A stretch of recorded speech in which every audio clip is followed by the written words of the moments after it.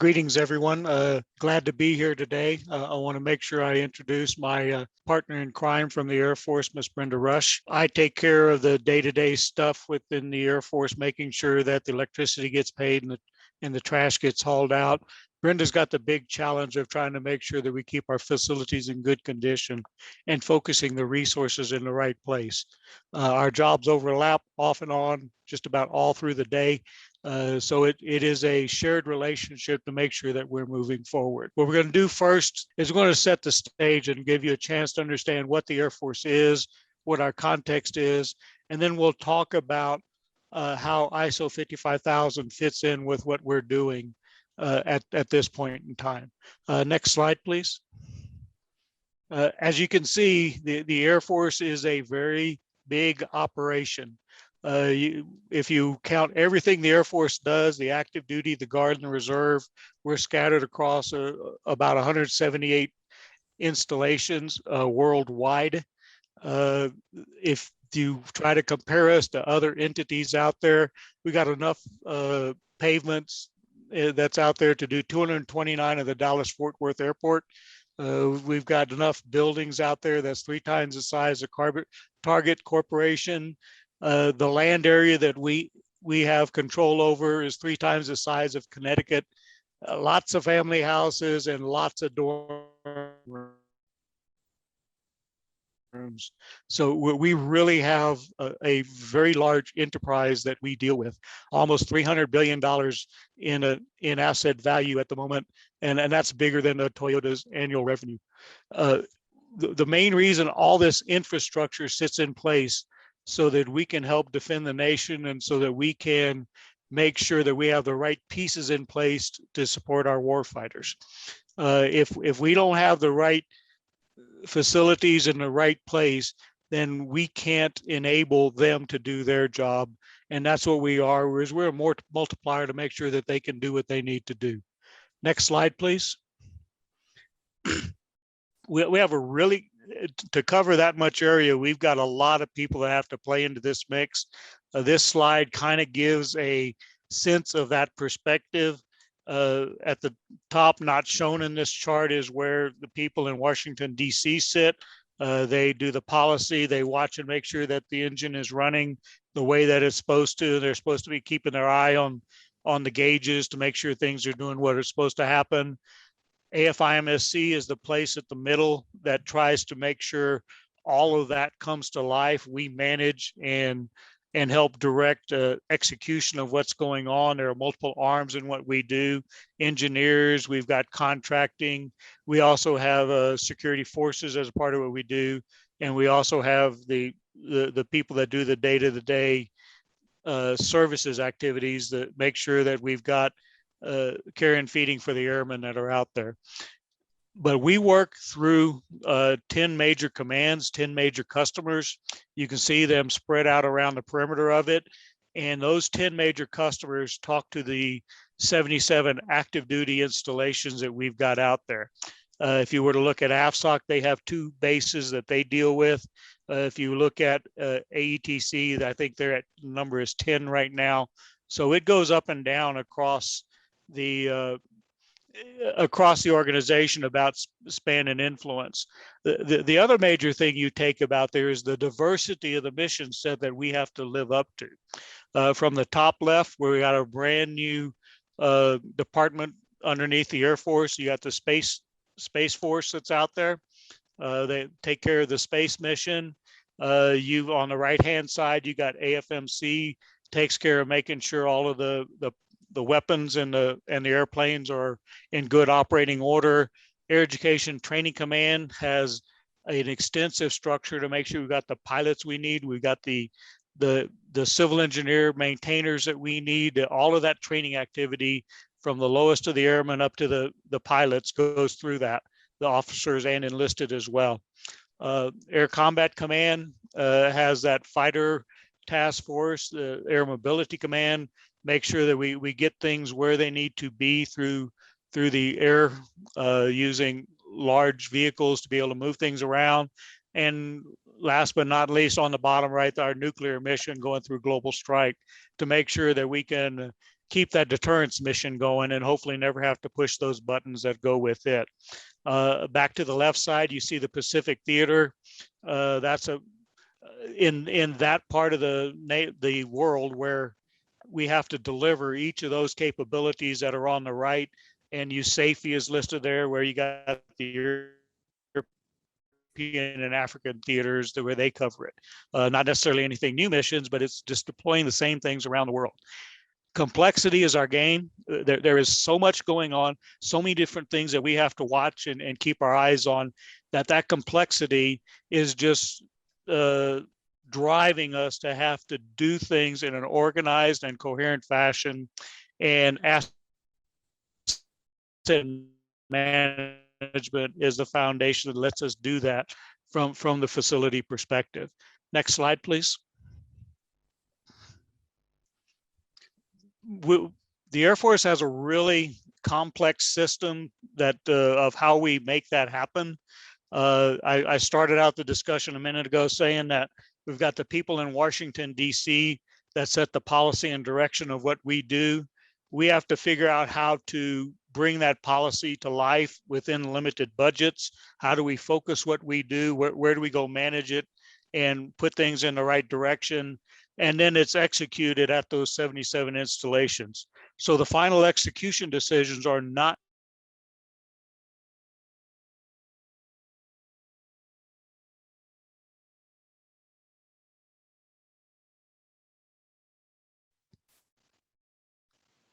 I got muted there for a second. Let me start a little bit over here. Washington, D.C. is where all the policy gets started. It goes through AFIMSC. We have to manage across it, but the final execution decisions happen at the base level. There's approximately 7,000 people in that decision chain, all the way down to the guy that's doing that final wrench turning at the base to keep equipment up and running, but all the way up to the senior policy decision makers to make sure that we got the right assets in the right place. And that is a very difficult engine to keep moving in the right direction. We've been on this asset management journey since 2007, 2008, so 10 to 15 years of it. And we have set a foundation for what we needed to do. Now it's time to take a next leap, and we're trying to get over that last hump to be able to make sure we got things moving in the right direction. To do that, we recently sat down and helped characterize what our management system looks like. And the chart on the right of this does that for us, where we have to understand what our objectives are. We have to figure out how to do that gap analysis and make sure that we got the right things going to the right places. Then we go through the process of lining resources to those challenges. And that's all from a strategic perspective. Are we supporting the right parts of the Air Force to be able to make sure we're postured for that future fight? Then we get into the operational and the tactical world, where we do some detailed planning of saying we want to focus on area A and B over the rest of what we do. And we get to the tactical level where we try to make sure that the installations are doing, or have the ammunition and have the pieces in place to do what they need to do. All of that needs a whole bunch of stuff to make sure that it works. We have to have a good framework concept of operations. This framework defines it, but we're making sure that that exists in policy. We also make sure the leadership are lined up with that. We got to have our data systems. If we've got some of our work that's done by outsourcing it through contracts, we got to make sure that's aligned with what we're doing, and so on through the rest of this chart. So it's a complicated system, but we've been doing it for almost 10 to 15 years now, and it's matured into where we're doing this. Now we got to put it on paper to make sure everybody understands and is working off the same page. And coming to that understanding is not an easy challenge for anyone, much less an organization of our size. So what we've gone through and we pulled this together is what the stuff on the left-hand side of the chart are doing or trying to explain. And we call that the document that's going to put all this down on paper, our Air Force manual for the Department of the Air Force, a DAFMAN. And that's how we're documenting what we're doing. Next slide, please. To understand where we're at in our asset management journey, we recently got Definitive Logic to come in and help us and be able to look at how healthy our management system is. Bottom line, we aren't meeting ISO 55000 standards yet. So the moral of that story is when you got something as big, as complex as what we're doing within the Air Force, it takes a lot to get everything lined up. You can see the 55,001 different areas within the different pieces of what we do. You see we've got strengths, the green areas, we got places where we have some work that needs to go into it. But all in all, if you look at the summary assessment on the left-hand side, in general, we manage resources very well within the Air Force. So taxpayers should feel assured that we're doing the right stuff. We manage assets okay, with a disparity in how people look at that across us. We're doing okay in that area. We're doing okay with coordination and governance. And our competencies are building and getting stronger every day. So that 10 to 15 years of getting used to what asset management is and getting used to how we're focusing on delivering a good product for our warfighters, so we're all in the right spot. All of that is coming to fruition, and we're about halfway to 3/4 of the way on our journey. They say that if you're trying to introduce a new way of doing things, it takes 20 years. We're at that 10 to 15 year mark, so we got a little bit of time yet. We're going to start polishing off the edges and try to tackle our coordination and governance issues and how we monitor and measure what we do. We're getting stronger in that now. Next slide. Again, that finding was that we don't meet minimum ISO standards, but we are moving in that direction very quickly. We are working to get doctrine and policy established to make sure that asset management objectives are understood top to bottom of our organization, and people know what we're working towards and why, and working on the governance.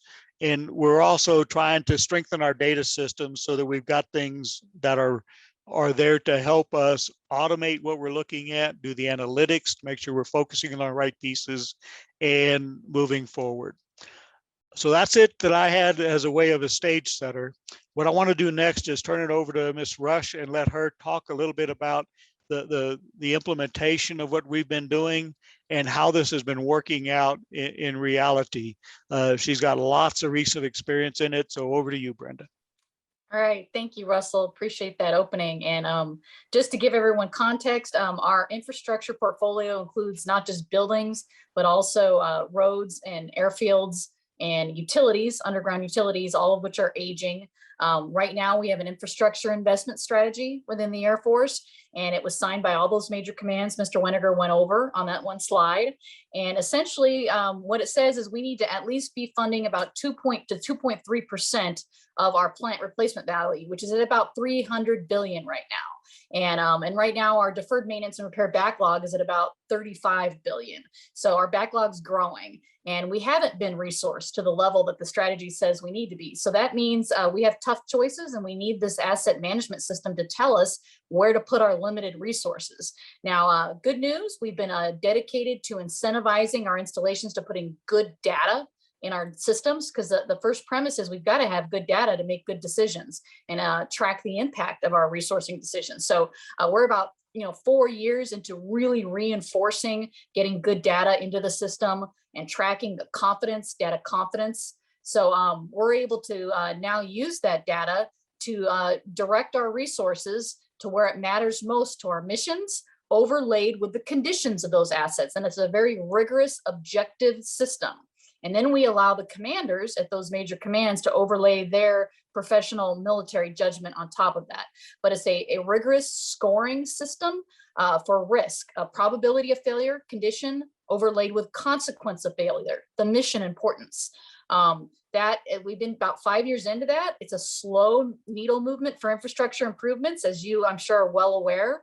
And what we're seeing, though, is that our highest mission dependent index facilities, our most critical mission assets for infrastructure, we are starting to slow the degradation of those assets, but at the strategic trade-off of accelerating degradation in the lowest mission critical assets, which now means as a ripple impact, we got to figure out what to do with those degrading assets. We got to get a failed facility mitigation plan in place. We got to get the demolition dollars planned. And so that, I think we knew it hypothetically, conceptually, that this is what a good asset management system would do for us, help us make those choices. But the ripple impact is we need more demolition dollars to go after those assets that don't matter as much to us, so that we can take the dollars we've got and put it where it matters most and slow that degradation. So, I mean, that's just an opening, but Russell, I guess I'll throw it back to you and open it up to the floor for some questions. But generally, we've got about $6 billion a year that we're putting on our plant value of assets of about 300 billion. We're trying to get after that DMNR, that deferred maintenance repair backlog, but it's still growing because we're not resourced where we need to be. So it's just tough choices are the name of the day, the name of the game right now. Leveraging COVID-19 teleworking opportunities, and then maybe divesting and demolishing what we don't need as much. All right. Thanks, Brenda. Sure. Jack, I know that you were an active participant in our last assessment. Any takeaways that you have that you'd like to throw out for the audience? Over.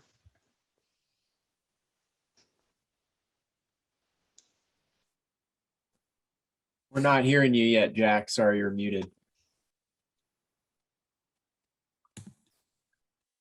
You can hear me now. Okay, good. Yeah, so the Air Force has a very impressive story. I mean, to start, its mission is tremendous. It's global in nature. It's one of the highest threat environments I think you can find in this world. I mean, just the daily operations that they're performing, from flying satellites to communicating with operational assets across the globe, major logistics systems, is tremendous and impressive. Another aspect about the Air Force, I think part of the reason why they are recognizably a leader in asset management, certainly in the federal government, is their clear understanding of the importance of how assets, their physical infrastructure, supports mission. I mean, it goes a little bit beyond, I mean, runways are necessary to get birds in the air or planes in the air and have them land again also. But in today's kind of cyber integrated world, the operations and the communications to make this logistics system operate are so integrated. And the Air Force has really figured out a way and is continuing to improve their way of how to do that. And of course, asset management is part of that answer. So what I think what's really kind of compelling is it's not just, the Air Force is trying to do a good job managing its assets, its physical inventory in a good way. It must operate kind of at a leading edge to continue to manage risk, to be present and available when the mission requires them to be. I think the story of, as Russell kind of indicated, the asset management story for the Air Force, at least the modern chapter of it, really begins in 2007. Some of you will be familiar that the ISO 55000 standard came out in 2014. And if you compare where the Air Force policies are in terms of asset management to the standard, no surprise, the Air Force's process procedures, as kind of Brenda outlined, its ability and wherewithal to be understanding and making risk-based decisions is fully consistent with the ISO standards. I think the work that's happening now is recognition, and again, to Brenda's point, is Air Force leadership has recognized this relationship, has made serious commitments over the many years, sustained commitments to be smart, to be actionable in terms of asset management decision-making. It's a hard go. Everybody knows that. Getting your inventory straight, figuring out your data, supporting it with decision-making, getting your organization aligned with all of that are really important aspects. But today, and to Brenda's points, I mean, the Air Force is now starting at the point where they're making secondary and tertiary risk-based decisions on investments of what projects are executing today. They're able to communicate that risk with operators, planners, executive decision makers in a way that the organization now better understands how to balance these risks and how to better utilize their assets. So it's a really impressive story. I mean, it's really, I mean, from a personal level, it's pretty exciting to be working in a way that's supporting the Air Force. The other thing that I think is really pretty significant about what's going on here is the recognition that this is a journey, and it's a journey that involves a lot of people involved in the process. I mean, ultimately, it kind of comes down to communications and understanding. So I think the work that the Air Force is really doing, again, in a leading way, is figuring out how to take the strategy, the operational and the tactics, start marrying them together. Brenda made a point on the use of the Mission Dependency Index, which is now taking on those different flavors, but also presenting business case analysis to the financial managers, the operators, and executive decision makers in a way that now there's a common solving process. And ultimately, I think that's really what asset management is about. It's really exciting to see how the Air Force is making good way in that. A lot more to say, but I'll pass it back to you, Russell.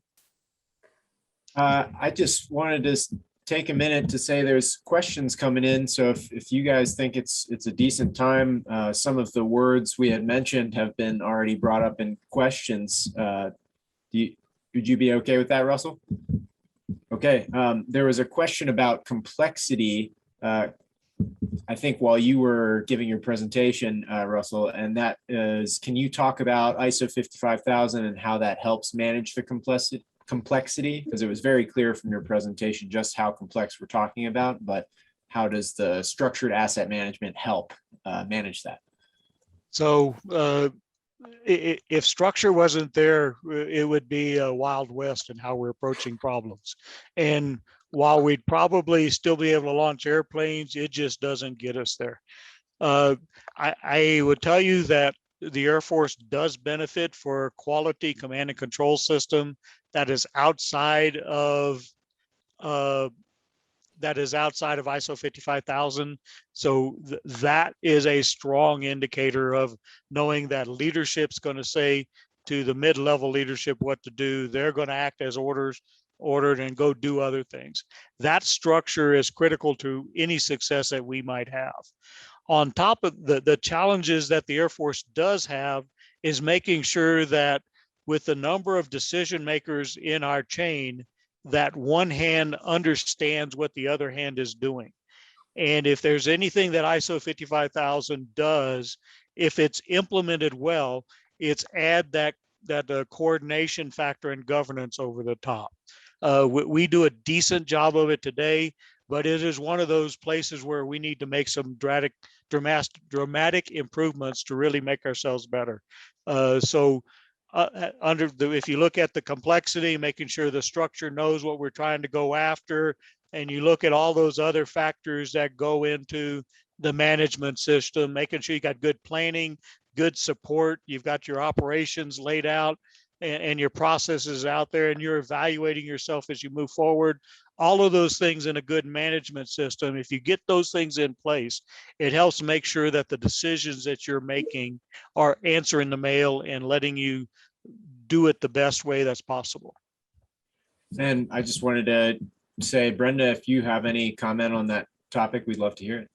Okay, thank you. Yeah, I mean, Russell nailed it. We really have thousands of leaders, all with competing interests. And so ISO helped us overlay an objective system with a scoring model they could all agree to. We did get that leadership buy-in from the top. We memorialized it in an investment strategy, but then you got to follow the money to really motivate the folks in the field, right? So what we really did to get that good data input from the field and really get all the other folks at every other level that Russell just mentioned really on board with making those same kinds of decisions was we tied money to it. We started incentivizing their money at the base and then receiving certain portions of their money to doing what the ISO system says we need to do on life cycle asset management, really investing in the optimum sweet spot, and then using their data for data-driven decisions and making those good investment choices aligned with what we said is most important, using that tactical MDI, refreshing that tactical MDI in our system, an objective scoring system, and using that for every single investment decision that's recorded and is transparent for everyone at every level to see, which is just, I'm just saying what Mr. Weniger had already said, but it's a very objective and transparent process, and the buy-in is now at every level, but it had to start at the top, and now we've trickled it all the way to the bottom by tying money to it. And man, did it get momentum and interest when we did that. Jack, do you want to comment on that question at all? There's really nothing more I can add to that. I think, they speak, on behalf of the Air Force.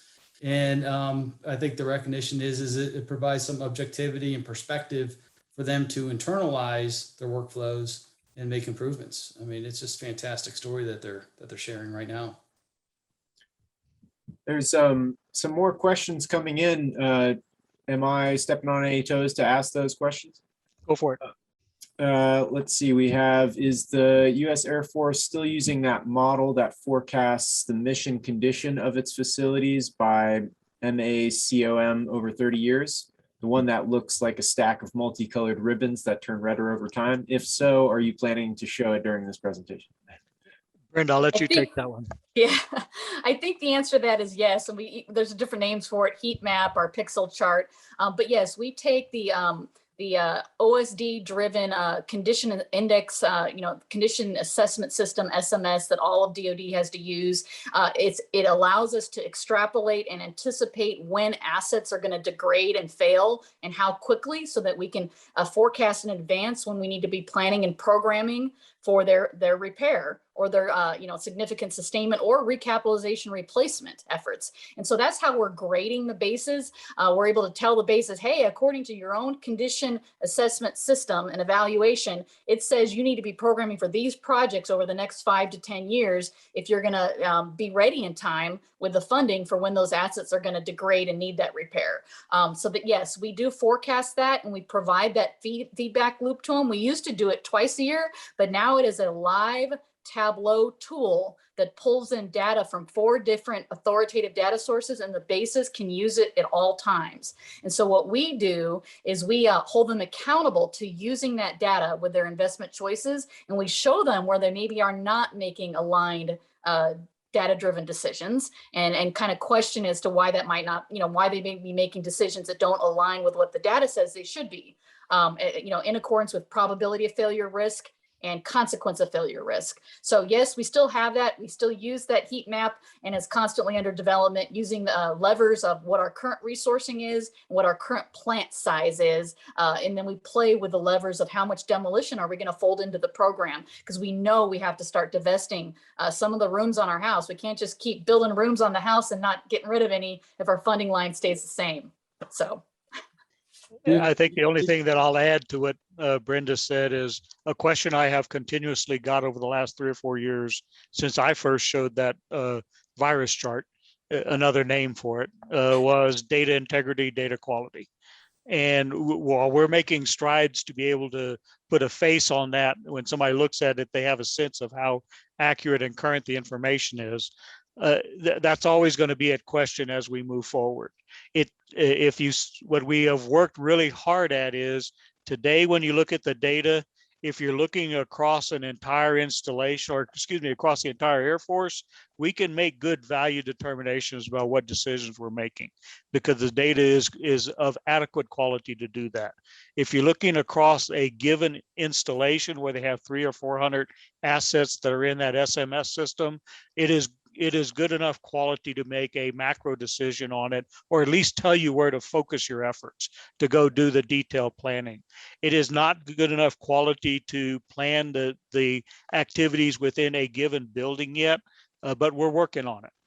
It's getting better every day, and the more that we put emphasis on it, whatever gets measured gets improved.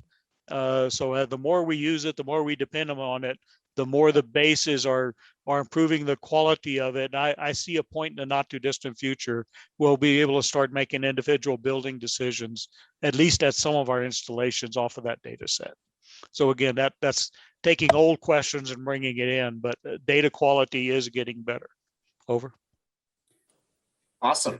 Jack, at any point, if you want to take over or take this some other direction, feel free. Otherwise, I can keep asking some questions that are I coming. think the questions are good. I just want to comment on what Brenda and Russell said and kind of put some perspective onto it. I think part of the story, if you think about an asset management journey and a continuous improvement journey, is based on the investments that the Air Force made, going back a decade and a half, 2007, when kind of the modern chapter started getting written, making top management decisions. There was a development of a very advanced, signed by every four-star general in the Air Force, an installation investment strategy, I2S, that really kind of established the construct by which the Air Force was going to apply asset management. The Air Force continued on developing policies and processes. They have very integrated asset management plans. They're putting it and integrating it with condition data, mission dependency, now integrating it with financial decision making.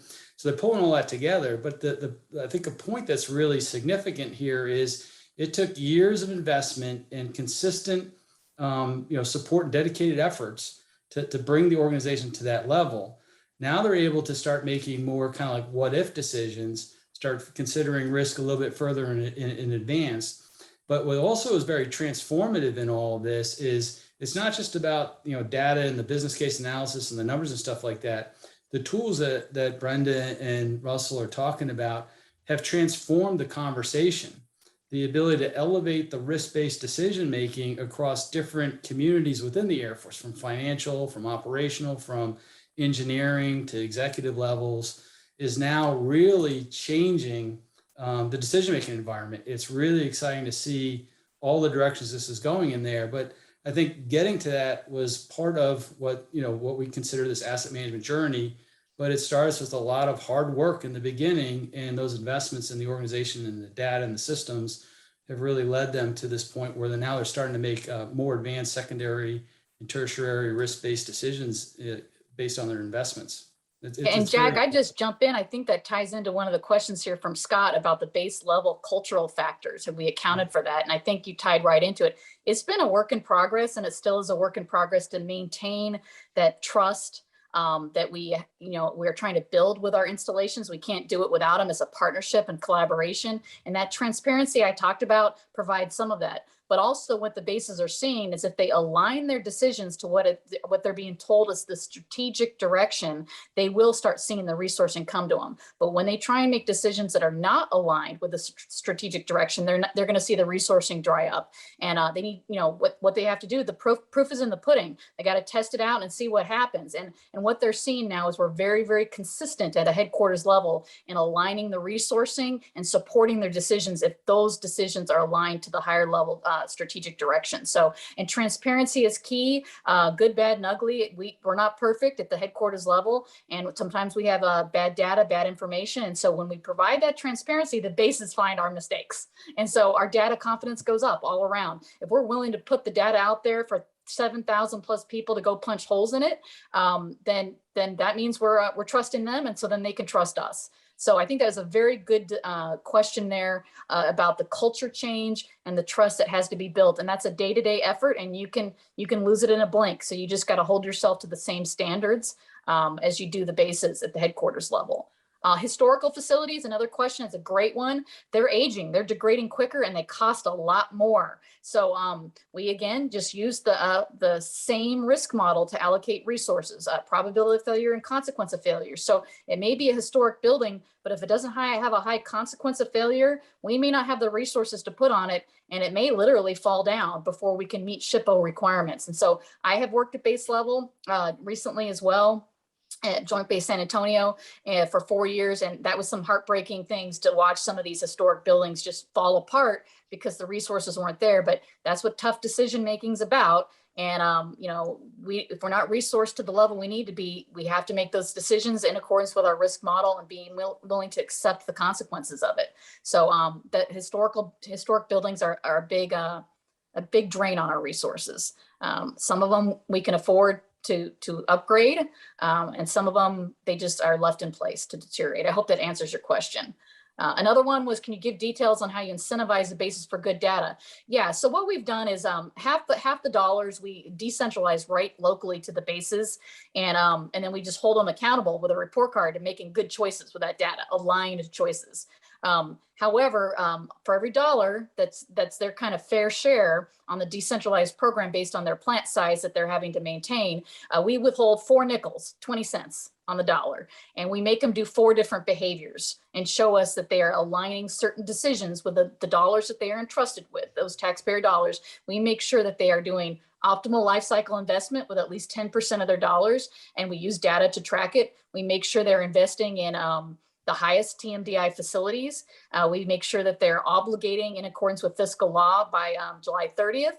And some other behaviors, some real property, getting the data good into the builder condition assessment system and SMS system, and also getting good data in the real property system. We can't be extrapolating with that heat map virus chart, how things are going to look in 30 years based on bad data, right? So we need the basis to put the good data in, and we hold them accountable to that, and we withhold a nickel on the dollar until they show us that they've done it, and then they earn that nickel. And generally, the bases have been very responsive to that follow the money, where we tie some of their money to those at least 4 behaviors. So that's how we incentivize them right now, and it's been very successful. We get a little bit of griping about it, but generally we work with them if they're struggling and help them work through their obstacles. As long as they're demonstrating, they're showing they're making progress. We try not to be the big bad guys. We just need good data. There's another question here. At one point, the Air Force is going to include continual condition assessment updates as part of the teams. So right now, condition assessments for all the assets, utilities and pavements included, not just facilities, it's a 5-year cycle to keep it current.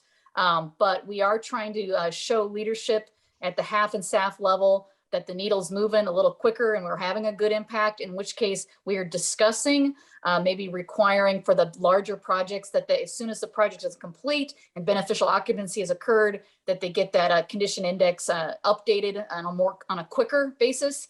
But that hasn't been finalized yet. Right now, it's just that every 5 years, they got to keep it current. I hope that answers that question. And then Russell and Jack, I'll turn it over to you. I was trying to read the questions. Well, no, I'll just throw it back to you, Brenda, because the one thing I think is pretty exciting is what you're talking about is actually billions of dollars of cash flow every year. The budget that comes to these facilities is that now most of that money, like you said, is going out to the bases where the problems are, and they have the authority and ability to act upon that. But still, you have a very important coordinative role to make sure that those investments are good investments.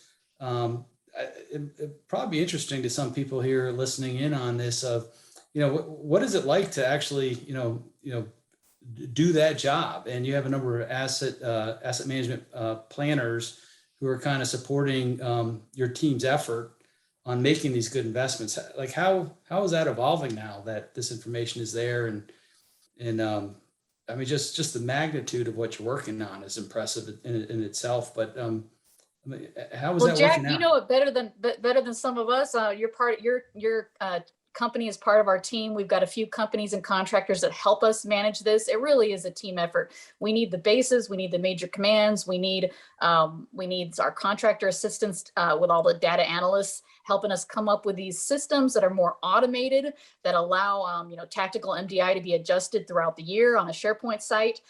We have some the condition assessments we also get assistance with, but we have a lot of data analytics support from your company as well on being able to find the trends, find where we're not having the impact we intended, and we need to shift a business rule or shift our resource allocation model in accordance with what the data is showing us, or remind us, hey, looks like we're going to have a lot of facilities hitting failure pretty soon. We better start increasing the POM for failed facility demolition and start working on consolidating into the good facilities. So that's the kind of data analytic support that we get from a vast array of folks in the field, and then our contractor support. So it's a team effort. I don't do it by myself.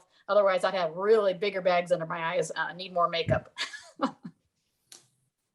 Offer another question. I mean, both to Russell and Brenda. So, a lot of people listening to this are people who want to provide services and products and help the Air Force in this effort.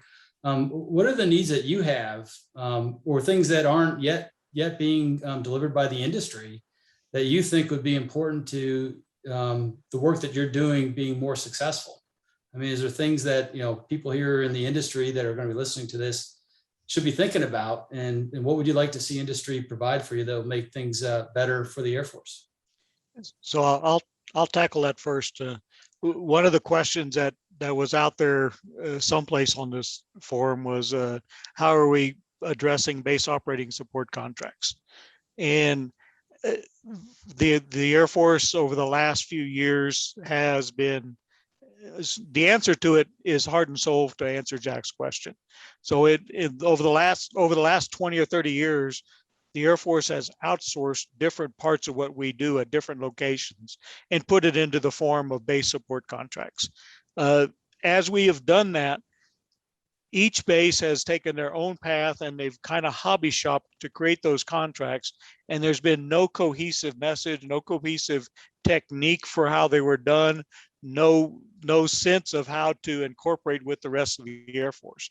And the byproduct of that, at least from my personal observation, is those contracts are intended to stand alone, be isolated from everything else, and be able to go do a job.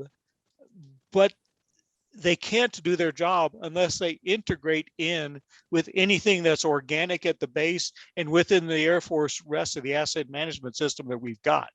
We have got to do a better job of figuring out how to understand that communication system, how all this works.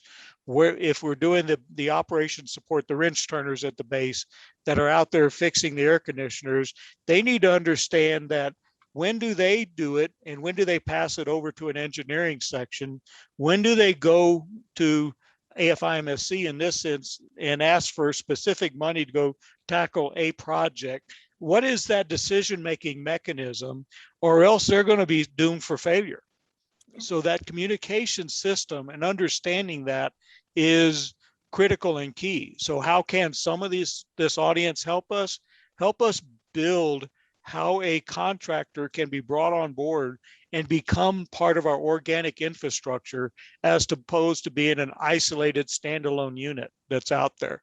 We're tackling it now. We're trying to figure it out. There are some RFIs that are coming out in the next few months that will help us try to shape what that performance work statement would look like and how we would make that happen. And part of that is documenting that at a macro level, 30,000 foot level, what that communication structure looks like. Some bases we contract out just the operations flight, the wrench turners that keep the air conditioners and the pavements working. At some bases we contract out everything.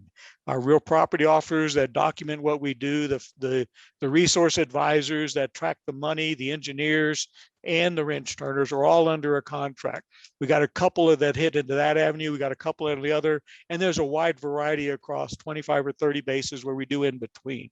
All of that depends upon understanding what an organic infrastructure looks like, how it works, and how that contract fits into it. Help us figure out how to do that. As far as the construction side of it, that's just getting the job done and doing what you need to and meeting the targets for the project. As far as support contracts that are out there, as we figure out that we need some smarter brains than what we've got, or need someone to help us focus, you'll see opportunities to jump on board and help us shape what we're doing. One of the things that we did recently was within the Mission Dependency Index area, we brought in a couple of different companies to look at helping, how do we shape this? We brought in different perspectives than what we've dealt with in the past. We needed to get more variety in how we were looking at things so we don't get ourselves tunnel vision. Watch for those opportunities in those areas to help us figure out how can a different mindset, different thinking about things help us get better at what we do. Brenda, any thoughts? No, I mean, Russell, well, a couple maybe. You articulated it very well. Some of the tools that we develop for like data quality and confidence, if there's other approaches and other ways to look at data quality and confidence, that's going to be very, we're basing so much of our resource allocation, billions, on this data. It's really important. On one of the questions here that came through is that we have good data quality and confidence. And if there are ways to check for that with automatic, tools that allow for us to do it, that's helpful. Also, reusing buildings. We can't have consolidating into buildings be super expensive. We're supposed to be saving money, not spending more in order to consolidate to those buildings. So if there's ways that we can pull from industry to renovate a facility that allows for a lot more agility in that facility, to consolidate into it as we're demoing others, especially admin facilities, that's going to be key here in the future. That way we can spread those thinner dollars. And then, Cecilia asked a question here on, what about, advancing the executive order for underserved communities. I'd say part of our resource allocation strategy allows for strategic MDI, which is the highest level half SAF initiatives, and they take those things into account. And just recently, for example, we were able to carve out a certain portion of our resourcing for quality of life type projects, which get after some of what you're talking about here. So a lot of those decisions are made at a strategic MDI level, which occurs twice a year with our principals at the HAF and SAF level. So Cecilia, that's kind of where those get into. We also have non-condition based scoring for our model, which really ties in resiliency and some of these other things that are just directed through executive orders and don't show up in the probability of failure or consequence of failure risk model. So that's the non-condition based scoring. And it is also an objective score that is racked and stacked with all the other projects. But we've got a variety of non-condition based scoring that goes into those types of projects, so they're not forgotten, and then they're funneled in and racked and stacked in the right spot. But yeah, there's plenty of opportunity for help from the contractor community on leveraging consolidation as we demo facilities, any solutions the industry may have to do that in economical ways, and then data, analyzing our data better, being able to understand it better and understand its confidence. Thanks, Russell. I'm going to kind of draw on another question coming in from Scott. Back to you, Brenda and Russell. So as the CE transformation is ongoing, how is that changing the workforce, and what kind of skills are needed? So if you're, for example, a junior person or maybe a mid-level person in the industry, even working for the Air Force, what should you be thinking about as far as developing a skill set that's going to prepare you to be more successful in the future that you see as we kind of work through these issues? So from my point of view, I think if you're at the, I'll talk mostly about the engineering discipline as opposed to the wrench turners. Wrench turners need to understand what they're doing. They need to be able to interface with technology and accept direction and be able to document the work process that we do. And as we advance our ability to put handhelds in their hands, which we're not there yet, as we get to that point, then they need to understand and use the technology and be smart enough with the systems that they've got. But as we move into the analytics world and start to look at within the engineering community, within our requirements and optimization sections at our installation level, where we're having to do develop an understanding of what's important at that base, those business analytics skills of how do you create a business case and evaluate it, the data analytics skills to understand when data is bad, when data is good, what helps data become better, what types of things that you do. All of those skill sets are going to help add to their talent stack and make them more productive as they move forward. So it gets beyond just the ability to analyze a building. An observation from my own personal career, I used to be on the outside of the Air Force doing design work on buildings and stuff. The minute I came to the work for the Air Force 34 years ago now, I had to take on a different perspective. I went from being a design engineer to being an owner or an owner's rep. As an owner's rep, I had to look at things from a different problem perspective. And I had to sit there and say, if this were my house, what would I do? How would I make a smart economic decision on what I'm looking at and what I'm trying to accomplish, and get away from being just that design engineer? More and more on the Air Force side of things, we need that owner's perspective in how we look at things and how we advance our cause. And that comes from business analytics skills, which supplement your engineering talents. Brenda, you got any thoughts? No, I think that's well stated, Russ. The only thing I'd add is just in the future workforce, being agile is going to be important. I think we have a lot of retirements coming up. across the board, military, civilian, contractors. And so the folks that are still hanging on need to be, willing and flexible and resilient enough to cross, trained, it's broadened in their careers so they can hop from one thing to the other as a vacancy or a need, arises, and they can temporarily fill in. Those kinds of folks that are more agile like that are few and far between and really necessary in order to get us through the tough times as we're seeing some brain drain happening. And we just need folks that are flexible, that can and are willing to kind of hop around a bit and fill in where it's needed. They're problem solvers and are willing to tackle kind of almost anything. Quick follow up to that is with the post-COVID environment, or actually still kind of in the COVID environment, but the ripple effect that's happened to the workforce and the digitalization of the workflow, remote working. I mean, any insights the Air Force can share on the impacts that's having and how asset management might be helping you consider these impacts in your investment strategies? They've already influenced it to some extent. We're putting out policy and new business rules that are really reinforcing demolition consolidation and leveraging the teleworking opportunities, putting in some minimum.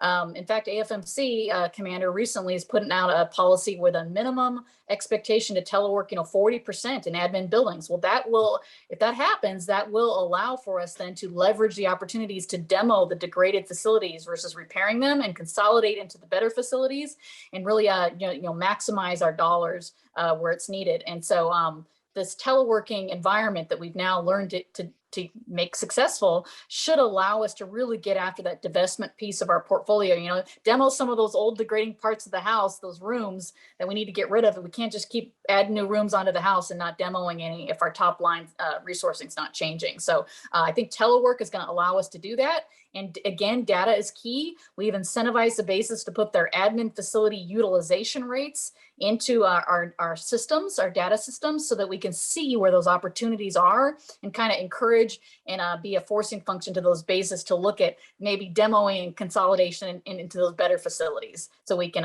offload some of the stuff that's just we're hemorrhaging money into kind of those dog facilities. So yeah, that's impressive. What Brenda just said.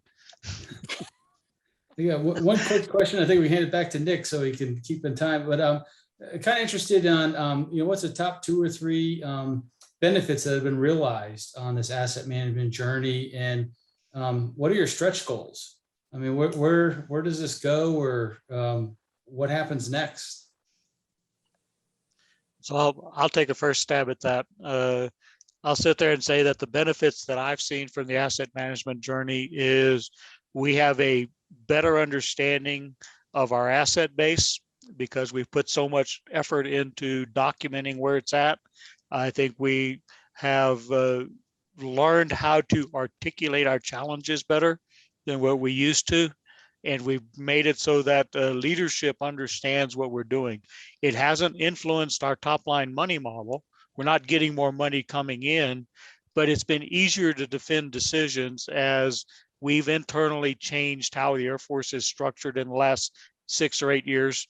And those other that centralization that we went through forced us into being more transparent, and it made that transparency possible.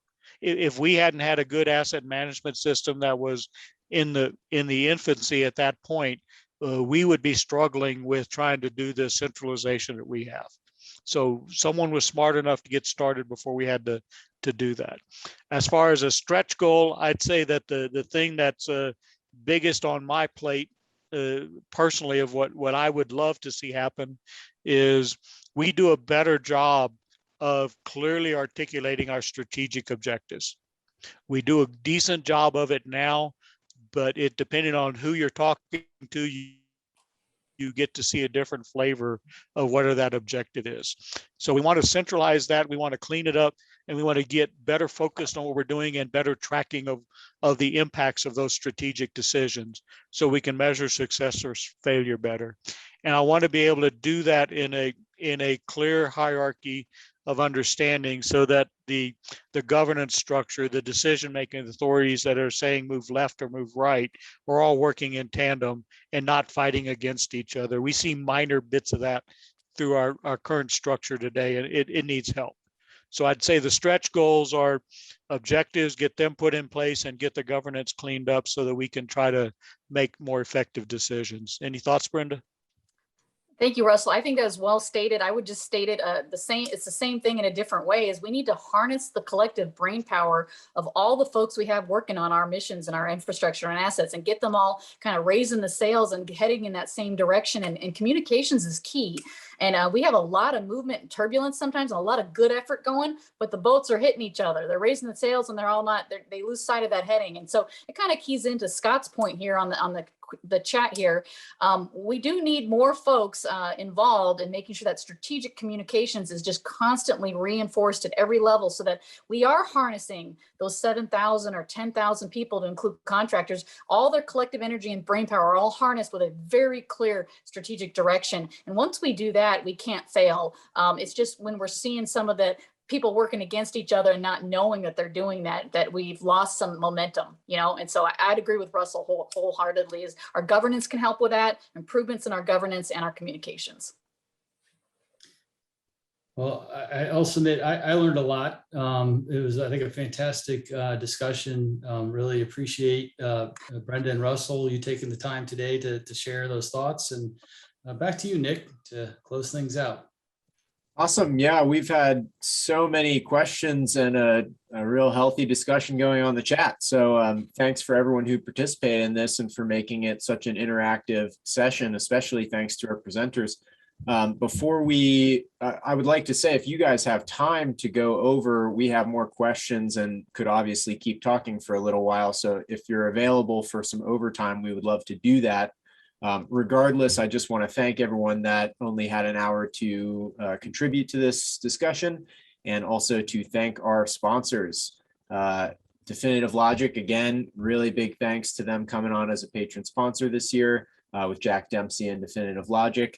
Onuma System as well, ABS Quality Evaluations and ABS Group, again, really grateful for their support, and other organizational members. Especially the Andrew James Advisory Group. Lindsay Ziegler has let me know that they are launching another A55K professional certification course December 6th.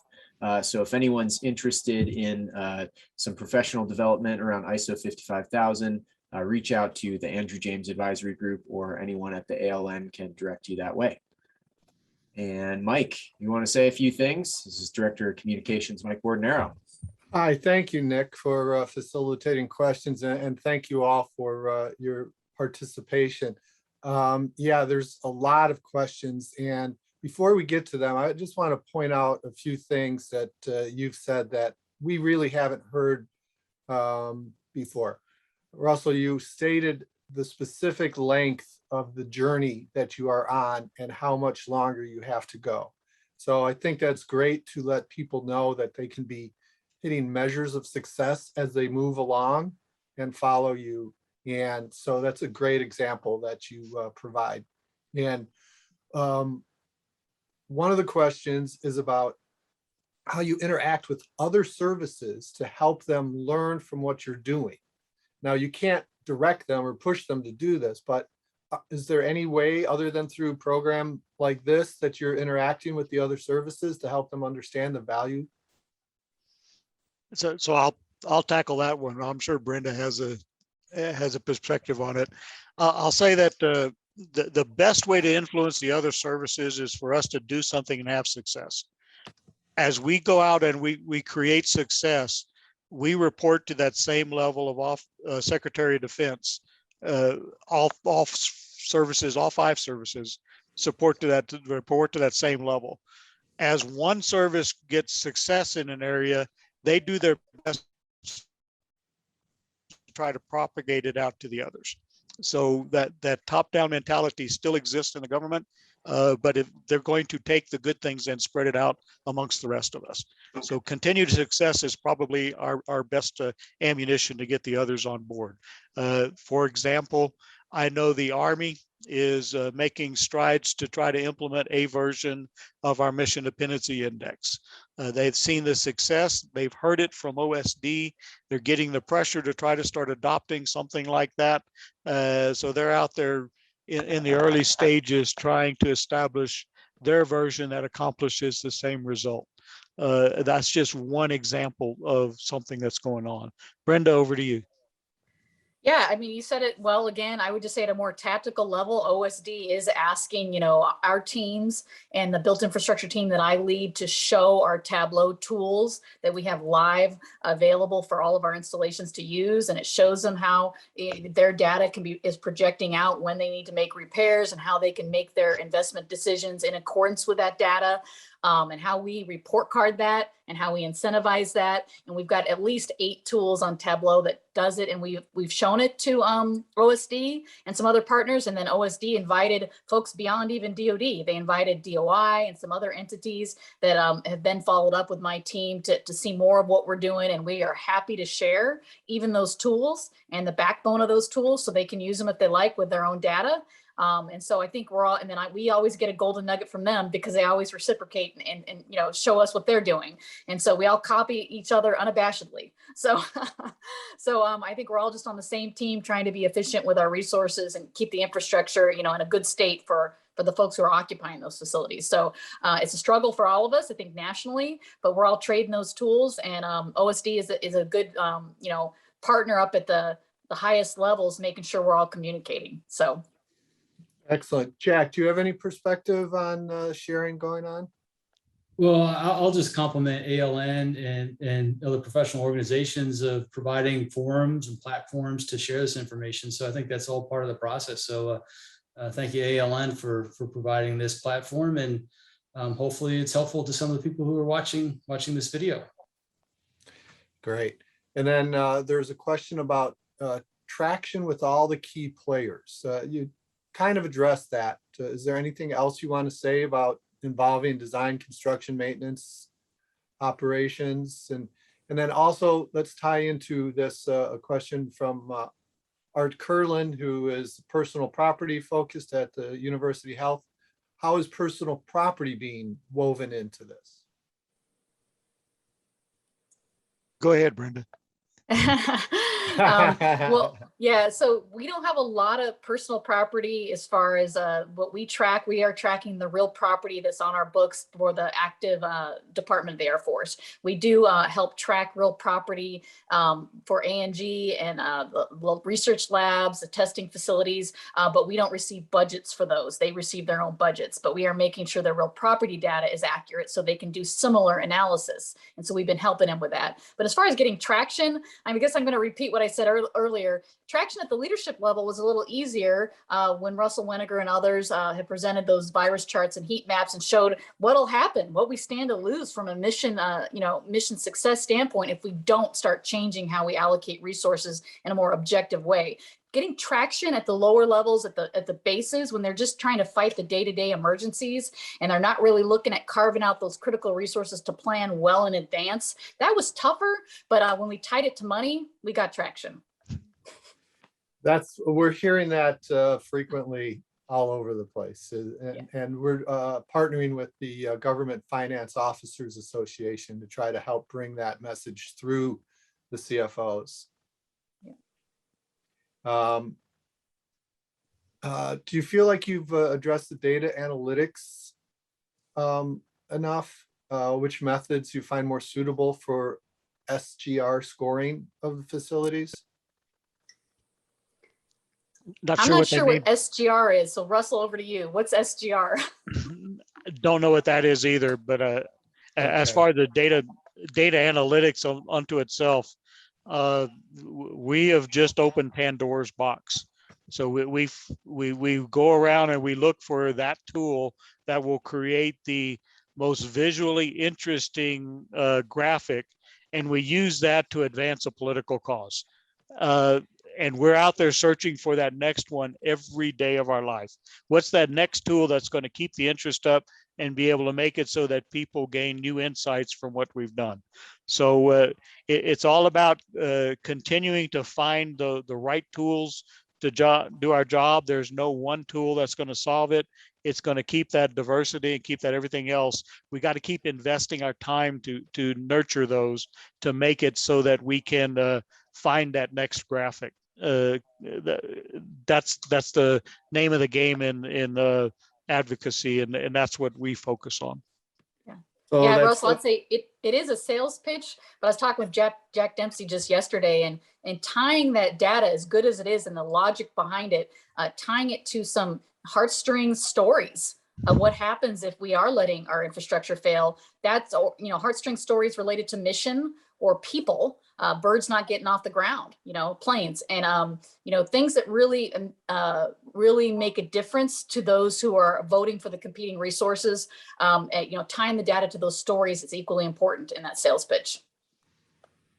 Yeah, I'll offer too. I think part of the Air Force journey here is recognition of this kind of feedback loops and communication. So, when you work in stovepipes, a lot of people are kind of focused on the priorities that they work on, often overwhelmed by just the chaotic nature of the operating environments that we're in. So people work hard and focus on things. And I think the Air Force's efforts here in terms of developing their asset management system, developing maturity and competencies in there, has expanded their ability to communicate amongst themselves.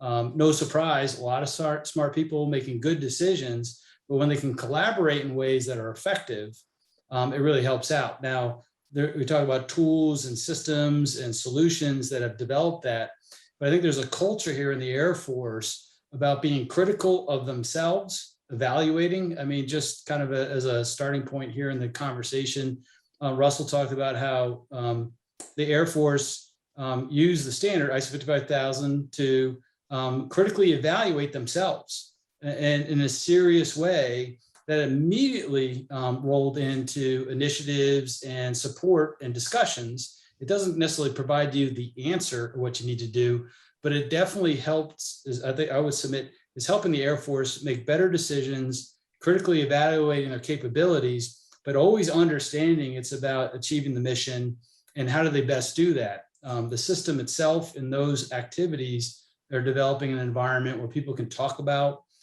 risks, mitigating risks, opportunities that can be achieved, which fuels the data and improvements in there. But it really becomes a cultural mindset. And I think a lot of what we're recognizing here in the Air Force over a decade and a half of serious investments in asset management is there is a cultural shift and an expectation that everybody's doing their job and sharing that information and collaborating on shared goals. And I think that's a really big part of the understory here on how the Air Force has been very successful and continues to be today. Excellent. Yeah, Thank you. I just jump onto that, Jack. I think it's a good point. I mean, one good example is we showed a sliding scale tool on, okay, if we invest here and not here for 5 years to like 550 million, this is the trade-off of other assets that are going to degrade quicker so that we can, repair these other assets. And we had this tool, we can play around with it. But then strategically, the Air Force said, we see that trade-off, but we still want to, for example, put a focus fund in place for dorms and quality of life because it's that important to us. And we're willing to take that trade-off. And at least they went in informed with their eyes open on what that trade-off risk, that decision, would make on the rest of the portfolio. And we're able to do that now using these asset management tools that we've got. So, thank you, by Jack. the way, those were the best charts and graphs I've seen. So thumbs up on that. I'm going to combine two questions here, and this might be a good way to wrap things up. There's a question about artificial intelligence, and then there's another question about introducing technology in a way to help change the culture or to change the outcomes. So are you using artificial intelligence at all or planning to? And then how do you see technology as helping with the mission success? So I'll tell you that the artificial intelligence is being applied. We're just getting into the business of trying to use it, but we're using it to help improve data quality, starting off in our real property records as we track our assets that we've got. So that artificial intelligence is helping us go through, do the scrub of the information, see if it fits within normal parameters. Is it making sense? And triggering that doesn't look right, let's go ask somebody. So AI is helping us in that. It's going to take us a while to grow into the rest of it. We still got a lot of moving parts on our regular systems before we start digging into that. Anything else, Brenda? No, that was it. I was going to mention the real property bot that we're looking at. We lost some credibility in the past because when we tied money to our real property assets, suddenly our real property assets went up because the bases were motivated to get them accurate. And some of it was pencil whipping, we think. And so we needed to get a bot in there to help us figure out what was accurate so we could have confidence in that real property data. What was the result of that? We're in progress. You're still in progress. Okay. Let me say better data, I think. Yeah, I mean, better data is in, was it entered correctly into the system? We've found some just typos, some just field errors, and then unit count errors that made huge, huge differences in how the real property data and our money's tied to it. So we need to make sure that there's no errors, and some of the bots can find those errors pretty quickly and make sure it's accurate. Excellent. Is any of this technology disruptive or upsetting? Is there anything you have to do to help integrate it? Or are you using the power of the purse again to motivate people? I'll tell you that it's self-correcting as we try to introduce something new. There's such a resistance to change in our enterprise that if it's that out of the box, if it's that out of the normal, it's going to be a hard sell to try to get somebody to push the button the first time. So the self-correcting mechanisms adds that layer of skepticism for us. And then we do introduce test pilot projects to make sure that we're not really damaging the system by starting new stuff. We do believe in those small successes. Excellent.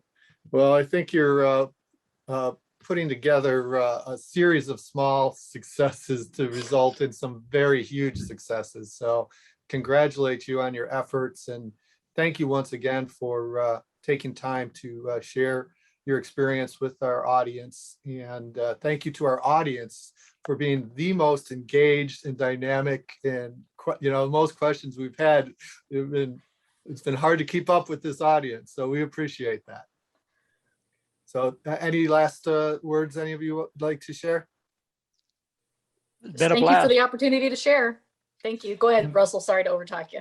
That's okay. It's just that it's been a blast. I've enjoyed it. Well, thank you so much. We learned so much from the Air Force, and we appreciate your service. Thank you. And thank you, Jack. Yep. Thank you. Thank you, everybody.